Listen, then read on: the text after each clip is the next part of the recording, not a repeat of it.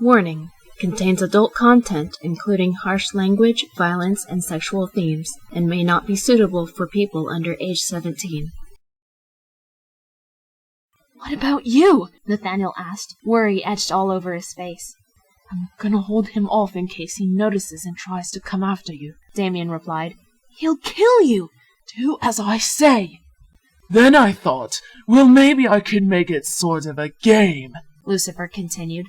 "A bunch of demons would hunt you down for sport." "Go now," hissed Damien. "But, Damien—" "Go!"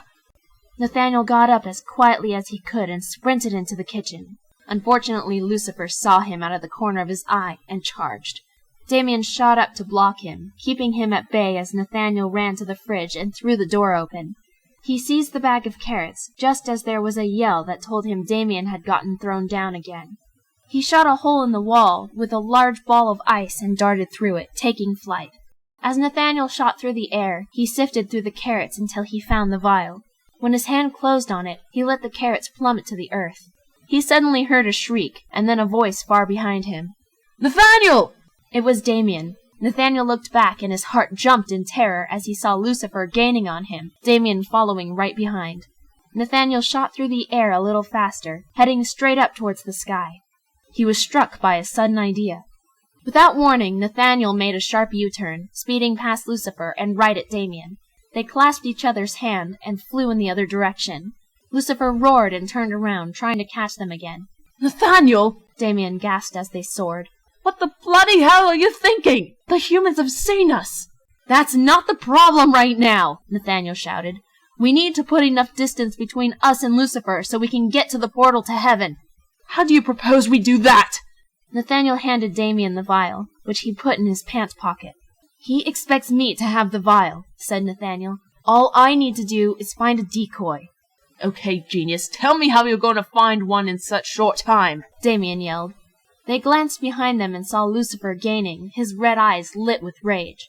"Just follow me," Nathaniel replied, and they sped through the city. People in the streets were pointing and screaming, and some were even taking pictures and videos with their phones. Just then, Damien saw Nathaniel's beautiful house spring into view.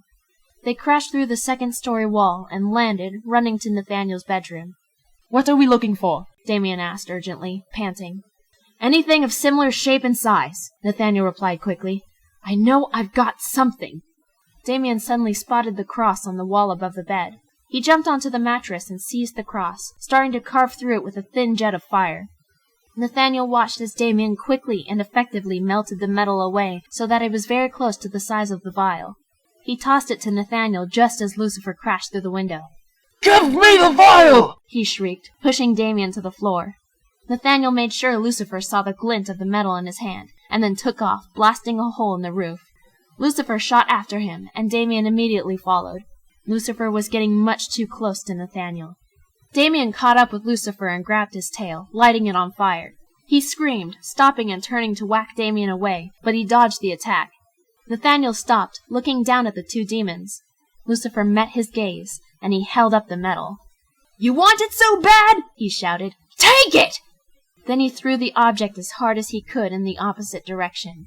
Lucifer roared, streaking after it. Damien flew up to meet Nathaniel, and they quickly headed right up to the clouds, where Nathaniel was able to open a portal. They were thrown right onto the seemingly fluffy ground of heaven. What appeared to be clouds was actually a thick layer of mist covering hard concrete. The two of them lay there, panting hard and groaning in pain. Angels that were in the area suddenly stopped to stare. Once the boys caught their breath, Damien stood, helping Nathaniel up. "It's a demon!" shrieked a woman, and there was an almighty uproar as they rushed forward to defend their sacred land. Nathaniel stood in front of Damien, face scratched and bleeding. "Stop!"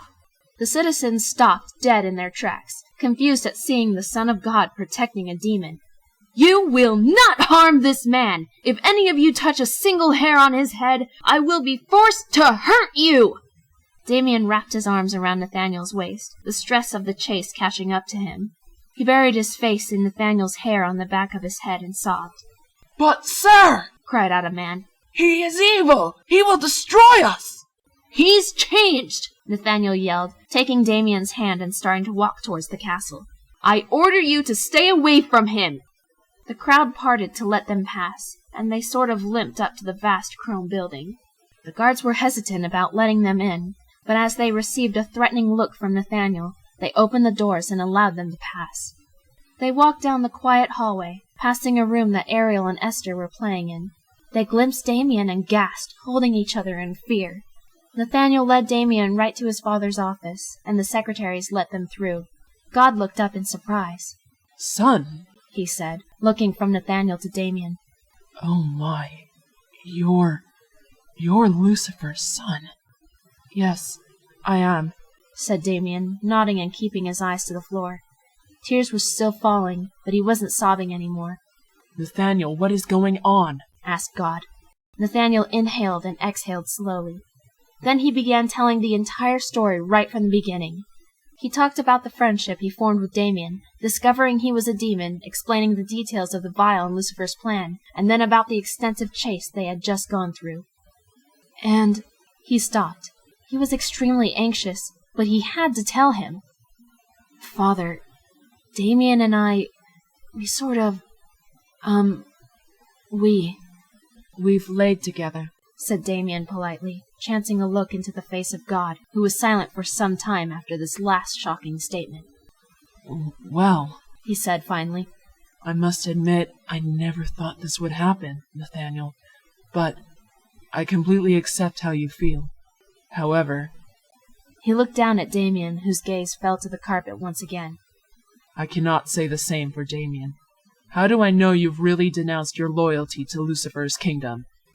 Damien knelt down to the floor, bowing his head formally. "Sir, during this short time I've spent with your son," he began, "I've known and experienced many feelings I never had before. All I knew was hate, anger, and sadness. But Nathaniel showed me what it's like to feel happy, to laugh, to experience compassion, and to love." Nathaniel blinked, looking at Damien and blushing. "I don't wish to destroy the human world, and to prove it." He pulled the vial out of his pocket. God stared at it, and then got up from his desk, walked forward, and took the small bottle. "This is the Ebola pox you mentioned, son?" he said softly. "Yes, Father," Nathaniel replied. "We weren't sure how to get rid of it, but I knew you'd have some idea." "Damien," said God, and Damien looked up at him, still kneeling on the floor. "I will give you a chance. You shall prove to me your innocence. If Nathaniel believes you're good, then I'm willing to give this a try. However, there's the problem of the other angels. You will have to stay in the castle, and—" He paused, and Damien stared. "I'm sorry, but we must remove those sinister wings." "No!" shouted Damien, desperately folding his wings close to his body. "Sir, please!" "Father!" Nathaniel exclaimed. "Surely there's another way!" God thought for a moment, and then slowly rested his hand on Damien's head. There was a bright golden glow surrounding Damien's body, casting a blinding light all across the room. After a few seconds the glow diminished, and Nathaniel gasped. As Damien looked at his wings and tail, he also took a sharp intake of breath.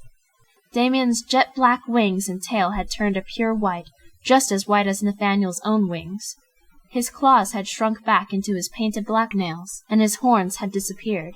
Damien's skin also shone with a little more health, and even the black surrounding his scarlet irises returned to white. He whispered, "I don't know what to say." He stood up and bowed his head to God. "Thank you. Now you'll at least fit in a little better," he replied. "and you won't look like a threat to the other angels." "I am grateful, sir," said Damien, actually managing to let out a small, relieved laugh. Nathaniel held his arm and rested his head on Damien's shoulder. "Thank you, Father," he said. "Hey," said Damien suddenly. "My dad's gonna find out we still have the virus. What will we do then?" God thought for a moment. "I honestly don't think we have the means to destroy it quite yet," he said.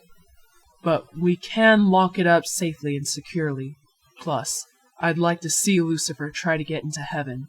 Demons can't create portals to heaven, and angels can't create doors to hell." "That's a relief," said Damien. "I don't ever want to see him again." "Well, if that's all, son, you may leave," said God with a comforting smile. "And job well done. I knew you could do it." Nathaniel smiled and walked with Damien out of the office. Ariel and Esther suddenly ran up to them. Nathaniel! Squealed Ariel. Why is a demon here? Wait, his wings changed, said Esther. Nathaniel, what's going on? Girls, this is Damien, Nathaniel replied. He is indeed a demon, but he no longer belongs to hell. He's good now. Ariel still looked frightened, but Esther let out a high-pitched giggle and burst forward, jumping to cling onto Damien's arm. He blinked and lifted his arm up high, seeing the tiny girl hanging from it and laughing merrily. I told you Esther would like you, said Nathaniel with a smile. How do you tell them apart? Asked Damien as he swung Esther up and onto his shoulders. Ariel has a birthmark under her left eye, Nathaniel replied, pointing to the other twin, who was still looking up at Damien, unsure on whether she should trust him or not. Damien looked carefully, and saw a very tiny freckle under the lower lashes of her left eye. That's interesting, he said. Sure does make it easier. Hey, Ariel. He knelt down gently, holding out his hand, Esther hanging onto his head. Don't be frightened. Ariel looked to Nathaniel, and then to Esther, still looking worried. Suddenly, Damien grabbed her and threw her into the air. She screamed, but then went silent when Damien caught her in his arms. See? I'm a pretty okay guy. Ariel stared at him, and then smiled. Throw me again, she said excitedly, and Damien obliged, tossing her up and catching her again. No fair, said Esther. I want to be thrown too. You girls can fly. Why do you want to be thrown? Asked Nathaniel, but he laughed all the same. Ariel and Esther took turns being thrown into the air and caught again by Damien, who was enjoying himself just as much as they were. Happiness. This is what it felt like. He didn't see any reason to turn on God and go back to hell. He felt at peace in this place. Damien had grown up hearing stories about how awful heaven was, but this was paradise. He felt accepted by Nathaniel's family, and that's all he had ever wanted, a family. His love for hatred had gone. Many months later, the angels of heaven slowly got used to the demon with white wings. Whenever Damien left the castle, he was always accompanied by Nathaniel to make sure nothing happened. Eventually they became very friendly with Damien, and he had actually made a couple friends. However, he spent most of his time inside the castle, for he felt happiest when alone with his angel. There was no sign of Lucifer trying to break into heaven. Chances are, just like God said, he didn't have a way in. Damien soon found he no longer had to worry about his father coming back for the virus. Earth remained the same as it had been before. God was able to wipe the memories of the humans who spotted the chase, and also managed to clear that bit of video or image data from their phones. They continued living their troubled lives as if nothing had ever happened. Damien spent a lot of time with the twins when they were being watched by Nathaniel. The girls no longer begged their brother to play with them because Damien, surprisingly, was more than happy to play dolls with them. However, he had a bad habit of cussing around them, so Nathaniel had to keep reminding him to watch his language. The twins didn't mind, though. They knew they would never speak the foul words themselves. One night, after a long day of greeting the newly deceased, for that was one of Nathaniel's duties, with which Damien decided to help, the two boys were in Nathaniel's room, sitting on the big bed. Damien was sewing a hole he had gotten in his jacket, which he had accidentally snagged on a low branch in the park, and Nathaniel was reading a fairly large book entirely in Latin. Do you ever stop reading? Damien asked with a smile, tying the thread in a knot at the end of the freshly repaired rib. Yes, I do, said Nathaniel, marking his place and closing the book. I just do it a lot. I noticed, said Damien with a laugh. He suddenly pinched Nathaniel's cheek and cooed, You're so cute. Nathaniel slapped his hand away. Stop it! I am not cute! Oh no? Well, are you beautiful? Nathaniel blushed, looking away. I don't know. Maybe, he replied softly. Are you sexy? Damien suddenly brushed his lips over Nathaniel's neck. He said again, blushing even harder. I wanted to tell you I loved you that morning, said Damien gently. But I was afraid. I sort of figured that was what you were trying to say, Nathaniel admitted. I fell so hard for you, Damien murmured quietly in his ear. Gives a new meaning to the phrase, fallen angel. Yeah, Nathaniel breathed. Damien gently pushed him to lay down, moving on top of him. You've changed my life, he whispered, eyes filled with compassion. I'm very glad I met you. I'm happy to have met you too, Damien, said Nathaniel softly.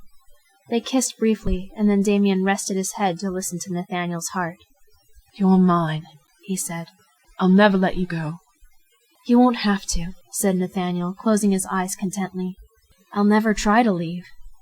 With my black heart and your white one, we create peace in its purest form, whispered Damien poetically. If heaven and hell became united, the universe would be completely transformed into paradise. But angels and demons share the same trait as humans, said Nathaniel. It's hard to accept each other so easily. Ubi concordia, ibi victoria, Damien muttered. Ubi bene, ibi patria, ubi amor, ibi oculus. Quos amor verus tenuit tenebit, Nathaniel whispered in return. Damien lifted his head and met Nathaniel's lips again, expressing the utmost passion. The two shared each other's hearts, black and white, entwining them together to form the feeling of peace, love, and unity. Even to this day, it is believed that, when a battle is won by both sides making a truce, when enemies come together as friends, and sadness is overpowered by joy, an angel and a demon are coming together as one. Where there is good, there is evil, and vice versa. Some of us must learn what it feels like to love and feel happy. However, there are those of us who naturally possess a love so strong they become a magnet for those in need of it. We come from different places, have different beliefs, and even look different. But we all have a heart, we all have a soul, and we all bleed red. Who will teach you to love? In turn, to whom will you pass on the knowledge? Malum quidem nullum esse sine aliquo bono. This has been a reading of Devil's Angel, written by Kara Reynolds. Thank you for listening. Make sure to subscribe, spread the word of awesome, and become a Reitannite. And if you get bullied, by God, just treat them with niceness and they won't know what the fuck hit them. Alright, check you later!